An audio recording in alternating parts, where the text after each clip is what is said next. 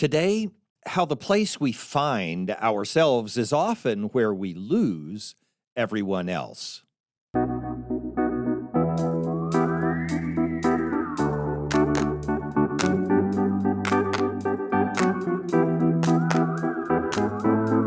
Welcome to Coffee with Creamer, where you get to sit down with our host, Dr. Barry Creamer, for a conversation about faith, life, and culture. We'll look at old ideas through a new lens, turn those culture wars on their head, and paint a picture of the way things could be. If you like your thinking deep and your coffee hot, pull up a chair. You're in the right place.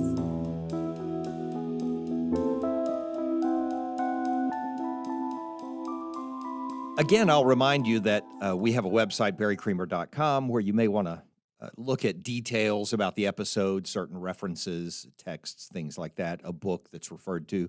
Or we have some devotionals also that are out each week, which might encourage you to face your week and remember who you are, who we are.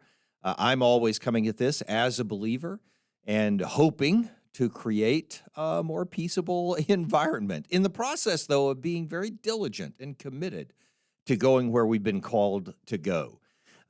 I'm going to warn you, today's episode is complex. It's a little long. And so and I don't mean long in time. I mean, we're going to cover a lot of territory, and it's something really important for us to talk about those. So I want to encourage you to hang in there with it. I, not too long ago, remember us having a run on gas stations. We weren't actually having a gas shortage. There was plenty of gas being distributed, but gas stations were all out of gas, and you couldn't find anywhere to buy gas most of the time. And so I told my friends, I remember telling some of them specifically, don't go fill your tank right now. I know you might need it and you might be out at some point, but right now you're not out. So don't go do it, because the fact that all of us together are rushing to the stations to fill up our tanks is what's causing the problem. I mean, it's not contributing to the problem. It was causing the problem. So I was telling them, be different from everyone else. Don't be if that's the problem, don't be the problem, right? That's not super complicated. Now, the problem with that solution that I offered is that friends also needed and knew they would need gas, exactly like everyone else who was running to the gas station to get their gas. They were identifying themselves perfectly, completely, totally with the community in which they lived by their behavior, by the thing that they were choosing to do. And because and this is part of the problem, because each member of the entire community, because each member wanted to be considered more important than the others in the community, that is, I need to get gas before my neighbor. What could that possibly mean other than my needs to take priority over the needs of others? That's what it means. Because of that, every single member was contributing to the problem that the whole community was experiencing, and that every individual in the community knew was absurd. And we wouldn't stop it. It was driving me crazy. I know I have an advantage. I ride a bike to Criswell College, where I get to be the president, on a regular basis. And so I could, I could get where I was going most of the time without having to worry about gas. But the truth is, I would have done exactly the same thing even if I drove my truck every single day. Yeah, I drive a gas-guzzling truck. It's not judgment aside. We'll come back to that later.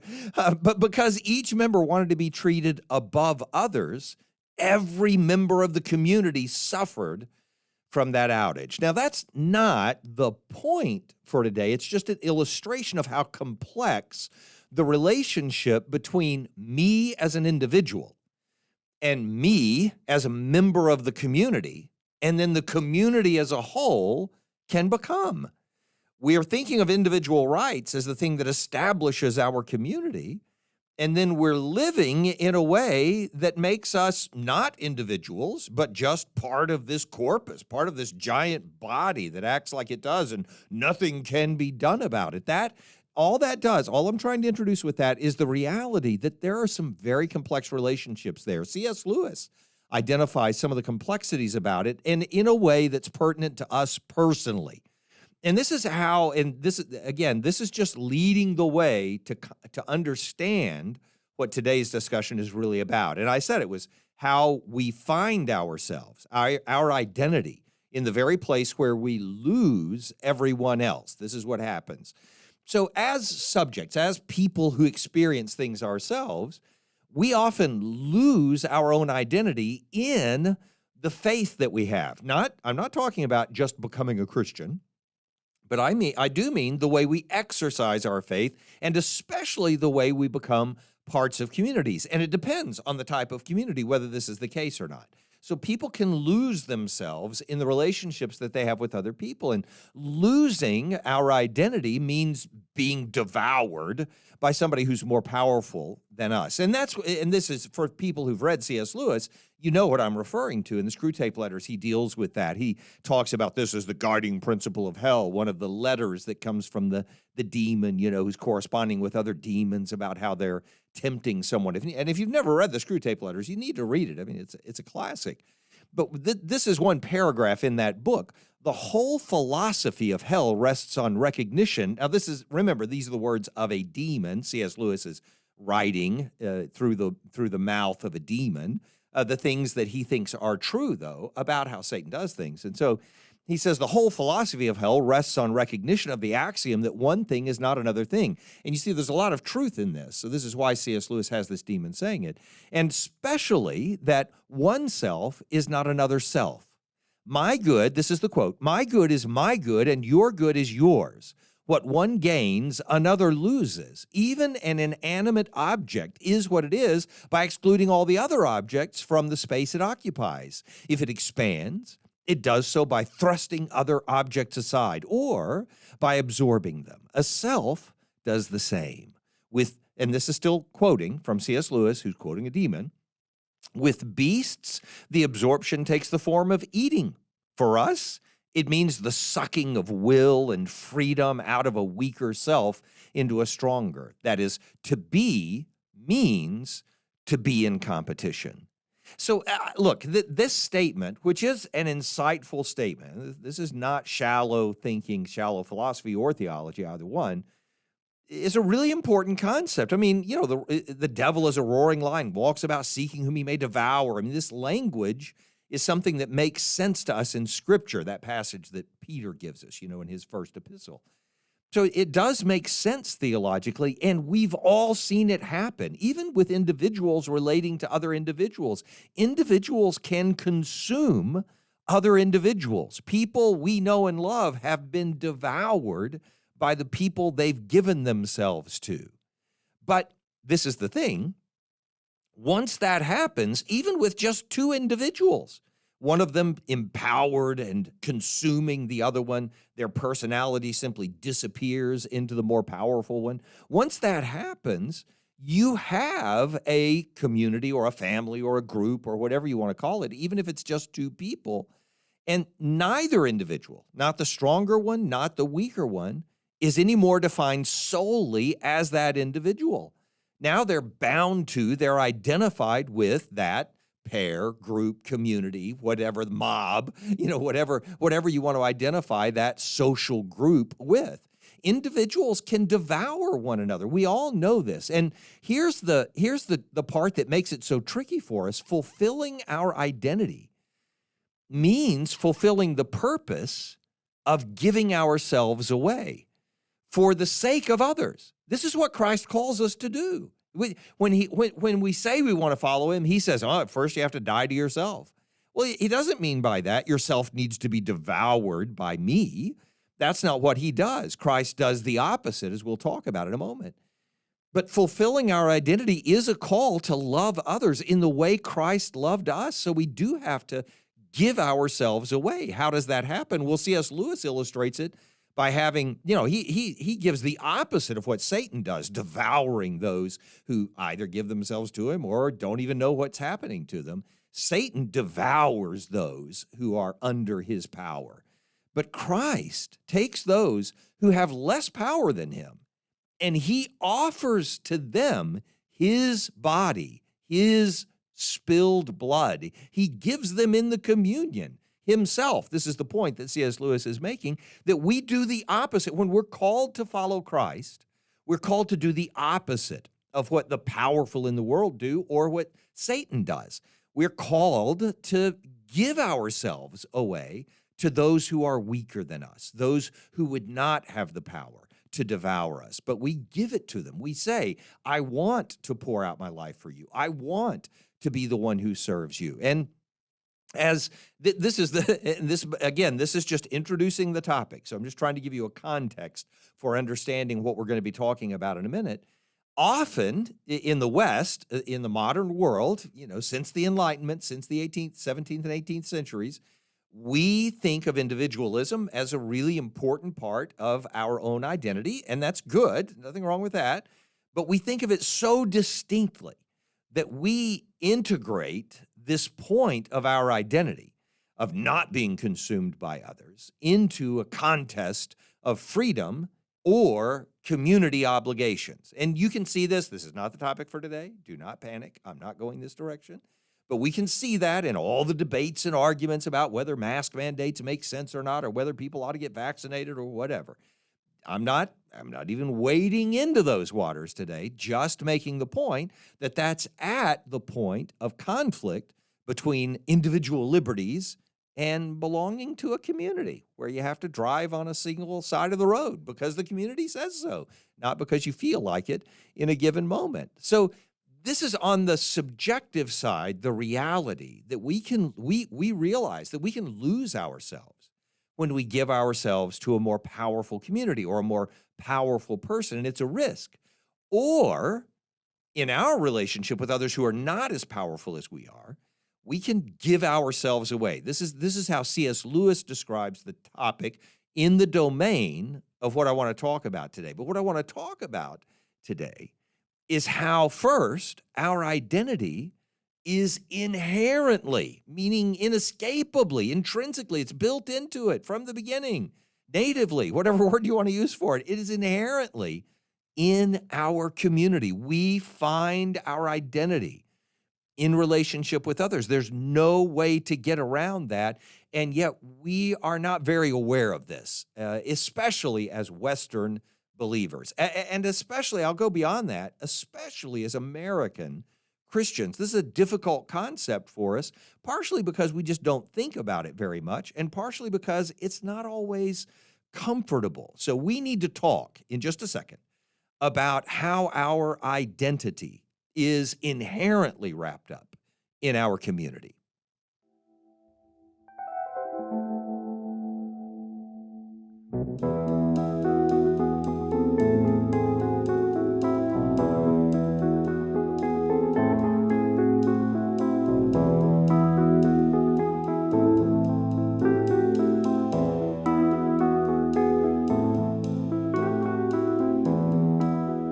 So now the question is how our identity is inherently wrapped up in our community. Some of us do not want to believe that, and yet it is the way God describes us, and honestly, sociologically, psychologically, it's fairly obvious that's the reality of what we have to deal with. Human nature is that we include in our understanding of ourselves both a public and a private nature. And I don't mean by that hidden and revealed. I don't mean by that wicked and sinister and then transparent. I don't mean that.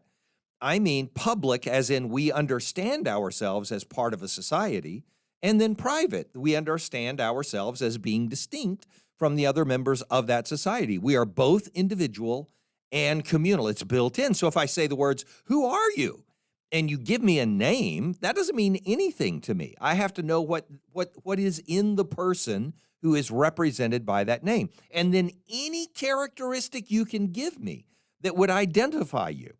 So anything that you could give is going to put you in a group or a community or a category, either actively, like I'm a card-carrying communist, which I'm not, in case you're worried, or passively, like he's that and didn't even know it. And we used to make jokes about that with people. We We would say they came to a youth event, they got saved and didn't even know it. That idea that you become part of a community, sometimes you do become a part of a community and don't even realize you're part of it. It can be by accident, not intentionally. It's just happenstance. It's just the way it happens to be. You're in this group of people who are in an airplane who happens to be in this situation that nobody wanted to be in. Or by nature, you were genetically predisposed to this. I am a blonde, or I am a brunette, or whatever it is you would identify yourself with. Or a choice.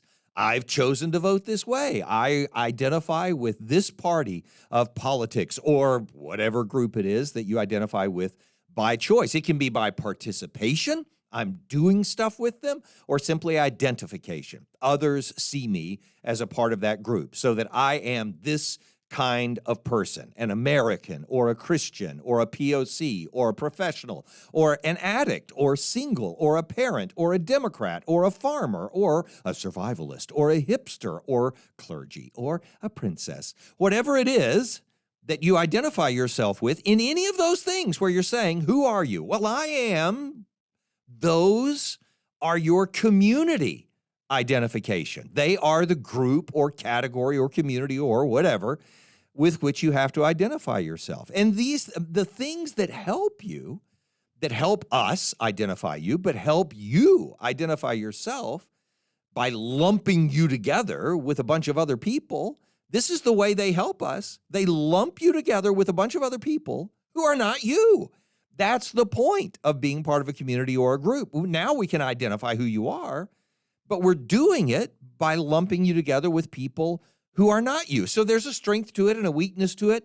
Doesn't matter. Doesn't matter that we like it or don't like it. It's just a reality of humanity. Human beings are not solitary individuals. Human beings are part of a community, part of a society. We live together. It's how we function. You could not have people if people did not come together. It's not possible for us to continue to exist that way. We're not earthworms, if you get what I'm saying.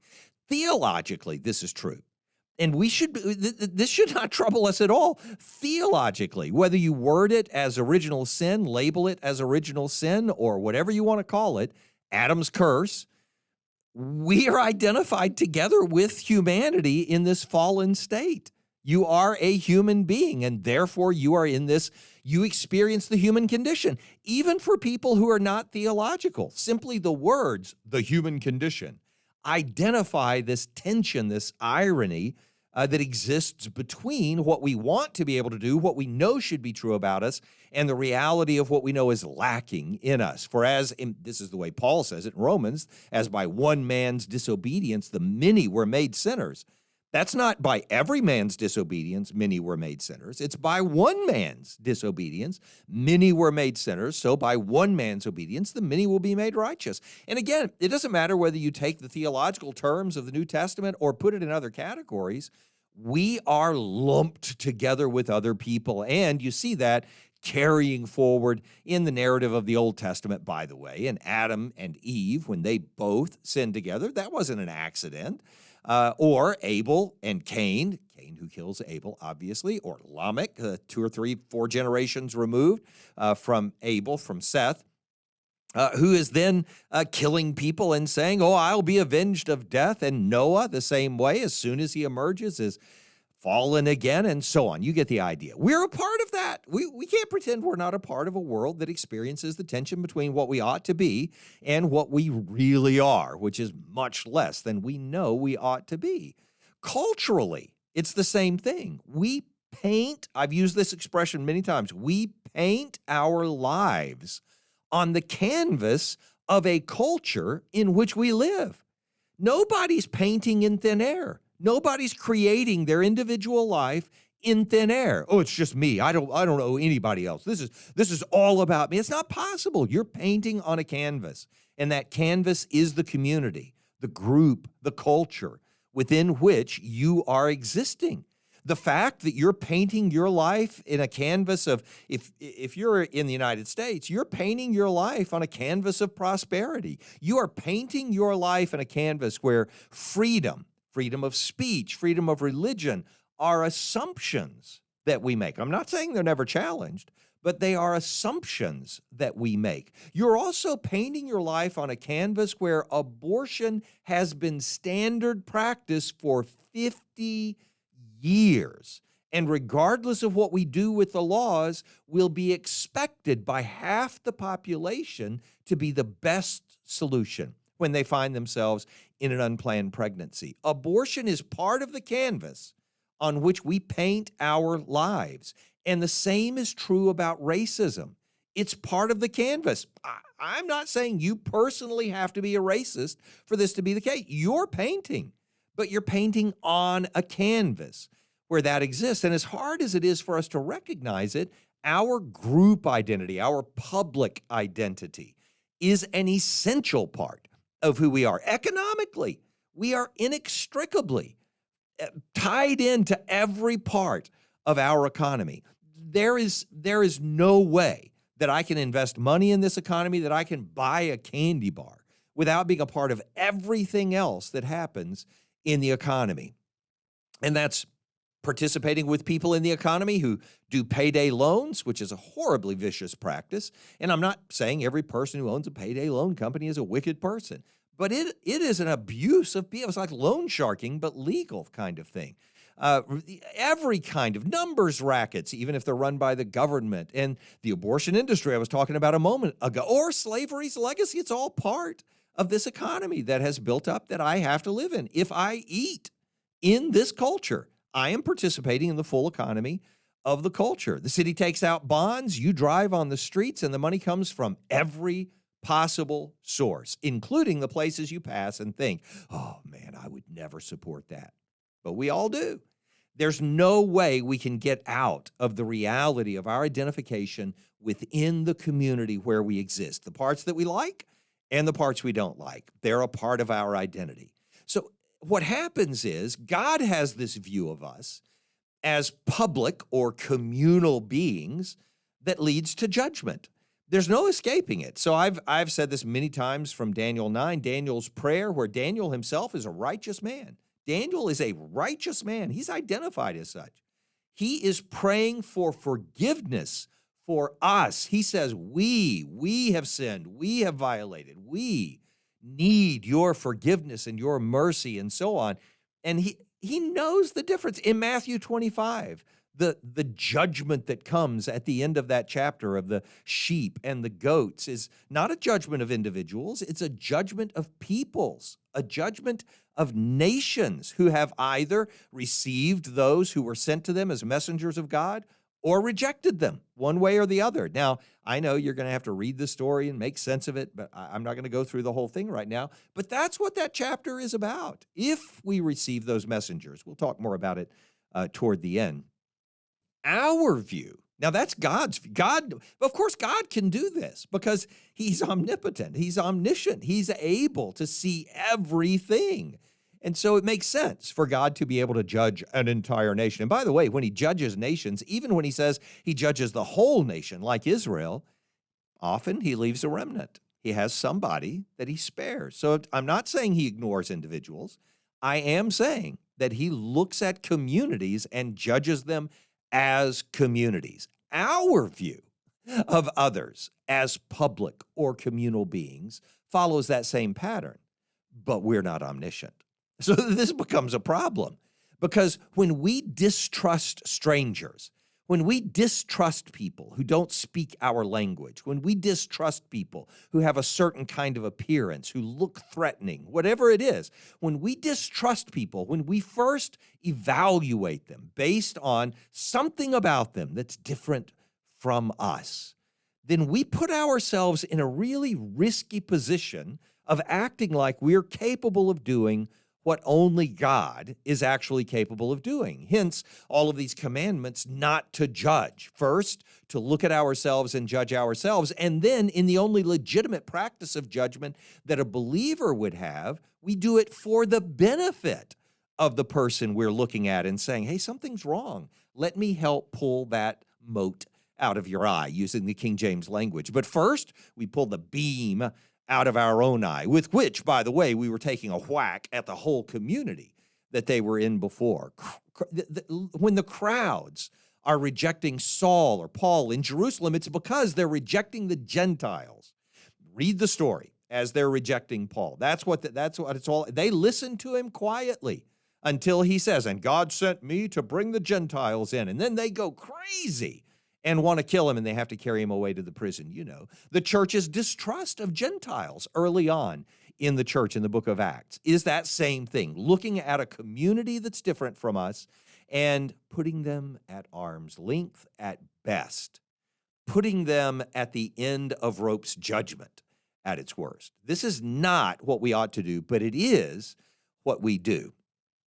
You know, it's Aristotle makes this point that the only person, so to get back to this, when we're judging people on the basis of their identity within a community, then that's a problem. We all recognize this. It's a prejudice. It's discriminatory. Whatever language, whatever label we want to put on it, we recognize that it's wrong, but it is what we do.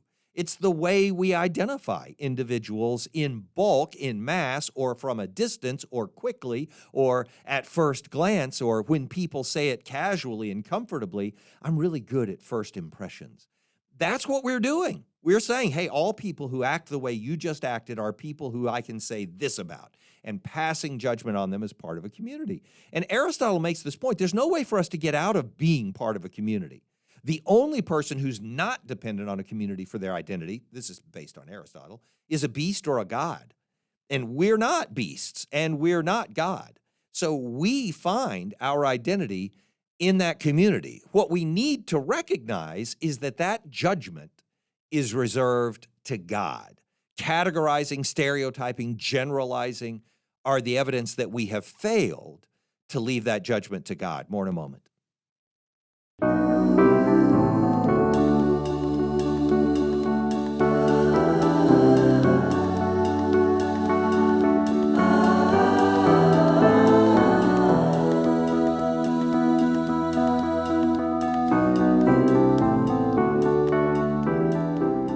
So when we're practicing judgment and do it by categorizing or stereotyping or generalizing, which we would like to think we don't do, but it's just sort of built into us as human beings, partially because that's where we find our identity. So that's how we look at others' identity also, especially at first.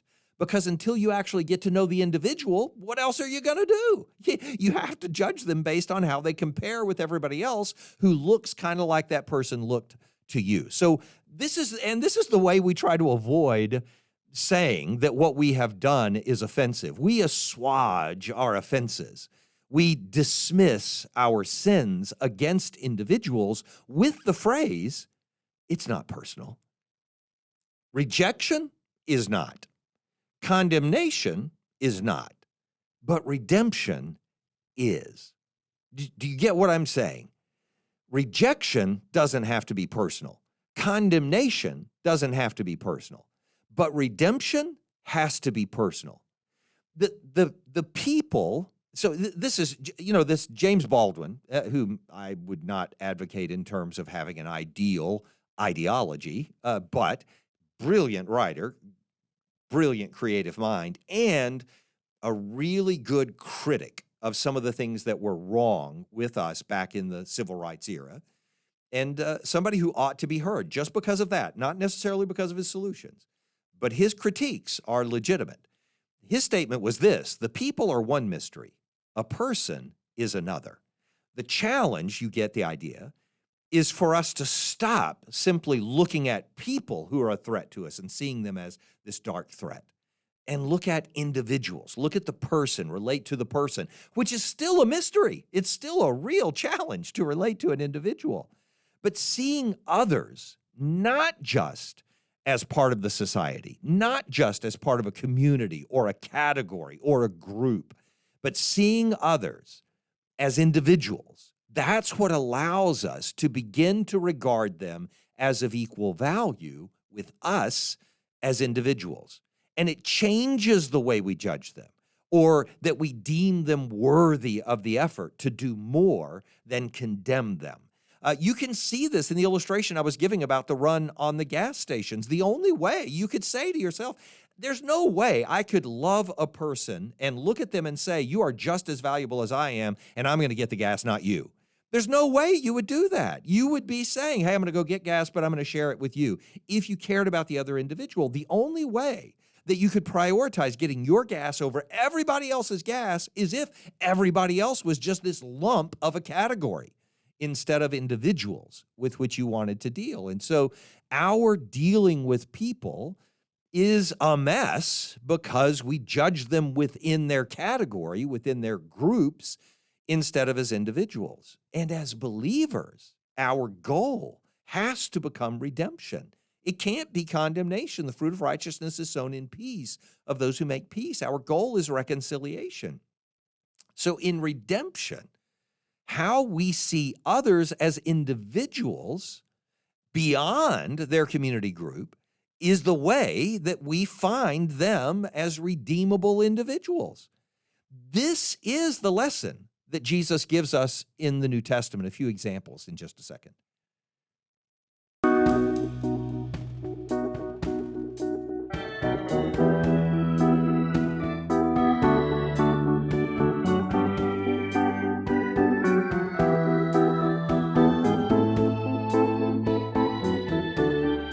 These examples are not cherry-picked from the Gospels so that I can make this point.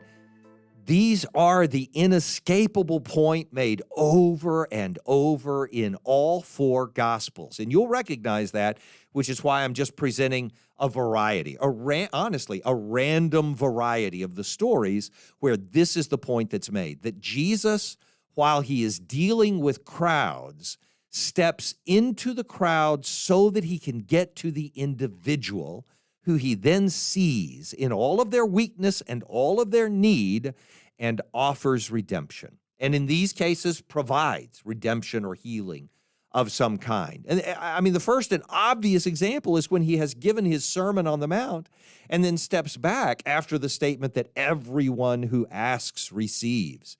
Everyone who knocks, to them the door is open. Everyone who seeks finds. After he says all of that, a leper comes to him and receives. A leper wants cleansing and receives it. The Gentile centurion, the outsider, this stranger ought to be ignored. The Gentile centurion comes to Jesus and says, hey, my servant needs to be healed, and his servant is healed. This sick woman is in need of healing, and Jesus touches her, violating this commandment of the Old Testament not to touch those who are unclean. And she is healed. He does that with the leper also. In each case, Jesus is ministering to the individual, and the author, in this case, Matthew, the author is always wanting us to see that he pays attention to the individual. The example from Luke may be the most obvious one, and actually, there are just so many obvious ones. This is just one that stands out. In Luke 8, you remember the story of the woman with the issue of blood. And so this is Jesus being pressed on by the crowd when it's happening. Jesus is being pressed on by the crowd, but this one individual woman who has an issue of blood for a dozen years or so, can't find any healing with physicians, it says. She came behind him and touched the fringe of his garment. She just touches the fringe of his talit, his prayer shawl. And immediately she's healed. And Jesus responds, he's being pressed by the crowd. But this one woman touched him for the purpose of being healed. And he says, who is it that touched me? As one person's contact mattered. The crowd was not being healed because they touched him. The one woman who reached out and touched the hem of his prayer garment is the one who is healed. Who touched me? And Peter's response to that emphasizes it even more. The crowds are surrounding you, Peter says, and they're pressing in on you. Why are you asking who touched you? Everyone's touching you. What are you talking about? And Jesus says, no. I perceived that virtue, strength, power went out from me. He gave something up, and this is the sacrifice of the Messiah. We'll talk about that another day. But when the woman saw that she couldn't be hidden, she thought, I am hiding in a crowd. I'm safe. I can reach out and touch, and nobody will even know I did it. But Jesus knew because he cared about the individual. And he ends up saying to her, daughter, your faith has made you whole. Go in peace. He's saying it to the individual. Jesus wades into crowds so that he can see the individual who is weak and in need and meet their need. Same thing happens in John 5 at the Pool of Bethesda. You all know the story. Guy laying next to a pool on the myth that if somebody will just lower me into the water, I'll be healed. And Jesus comes to him and says, why are you sitting here? That he had been there for years. He had been paralyzed for years. And when Jesus saw him lying there, knew that he had already been there a long time, he said to him, do you want to be healed? And the man said, I don't have anyone. I am alone. I have no one. And in his complete isolation, Jesus says to him, get up, take your bed, walk. And at once the man is healed. Jesus meets the need of that individual. When he sees individuals, he cares for them. The same thing happening on the way to Jerusalem in the story that's told in two different Gospels. But in Matthew, it's told about two men, blind men, two men outside of Jericho as Jesus goes on the way to Jerusalem, being surrounded by a great crowd. And there are two men sitting by the road who cry out, Lord, have mercy on us, Son of David. And the crowd rebukes them. You don't get any privilege. You don't get a special treatment here. And they say, Lord, have mercy on us. And Jesus stops and calls them and says, what do you want me to do for you? And they said, well, that our eyes would be opened. And in pity, he touched their eyes. And immediately they recovered their sight and they followed him. The lessons are obvious that when, and this is just the case, that God brings judgment on peoples, but he brings redemption also. And as he brings redemption in the person of Christ, the person that I'm following, Jesus, he wades into those crowds so that he can bring redemption to the individuals. I want to put some sense into this and to what the point is for us in just a second.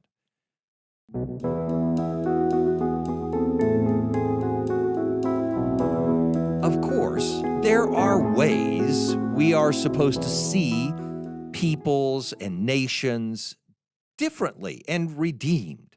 That is, Jonah with the Assyrians in Nineveh. He's not picking out individuals and redeeming them. I get that. But that point is also made when God breaks down the nation. And this is at the end of the book of Jonah. Just go read it and you'll see how he does it. He makes the point to Jonah by saying, but there are children there. And he even refers to the cattle because he's covering all of creation, how God is sovereign over all of it. That's the point, part of the point in Jonah. But the point is that God says to Jonah, who wants that nation to be judged. That's why he didn't want to go there. It's why he's bitter at the end when they're not judged. Everything about Jonah is looking at the people group and saying, I despise them, I reject them, and he is supposed to see that they ought to be redeemed and that God wants to redeem them. But the way God breaks through to Jonah and makes that point, and yeah, I believe he breaks through to Jonah because Jonah writes the book, right? So the point is given to us. The way he gets through to Jonah is by saying, but there are children there. There are people there that I care about. Can you not see past their identification as Assyrians to their identification as people I created, persons I created? And he gives numbers to it. Look at these individuals who ought to be considered. And the same thing, again, there are ways that we're supposed to think of peoples or nations as being redeemed. The sheep, in the sheep and the goats parable that we were talking about in Matthew 25, the sheep are redeemed. But in that story, in that whole chapter in Matthew 25, we're supposed to learn that they're redeemed because they saw the messengers of God, the strangers who were coming to them with this crazy message from God about redemption. They saw the messengers of God, his children, who bring that message of good news about redemption, not as dangerous strangers lumped in with all those strange people we don't know, but as welcomed guests. That's why they're received. You gave me food. You gave me water when I came to you. Jesus is not just talking about feeding the poor. He's talking about taking care of the messengers he is sending around the world with the gospel to bring redemption. When you welcomed in my messengers as guests into your home, they brought the message of salvation. And lo and behold, your nation is redeemed because of it. It's what happens in Philippi, by the way. If you want to go read a story about it in the gospel, in the book of Acts, you would read about it in Philippi, when instead of being rejected outright by all the people of Philippi, Lydia, this one woman outside of town, welcomes them into her home. And ultimately, the jailer welcomes them into his home. And suddenly there's a church, and the city is saved from the judgment of Sodom and Gomorrah that was about to come on it, the earthquake that opened the jail. Go read the story, and you'll see what I'm talking about. Until this is the point, and I'll leave it at this for this time. But there's so much we need to gain in our hearts, our souls as believers, so that we can begin to make our lives more obedient to what God has called us to do, so that we can model for our community how it can be better. There's so much that has to happen. This is just a first step in that direction. So until we arrive at the shore where we see other peoples and other nations as the heirs of God's kingdom and his love, then until that day arrives, which I'm not saying is coming anytime soon, our commission is to see individuals that way, to remember they have a backstory and gifts and wounds and value, that they have a soul just like ours, yet distinct enough that God deems them personally worthy of creating, worthy of redemption, worthy of our personal attention. Let's treat them not as our competition, not as our enemy, not even just like a different creation of God, but like the person God created for us to see and hear and serve.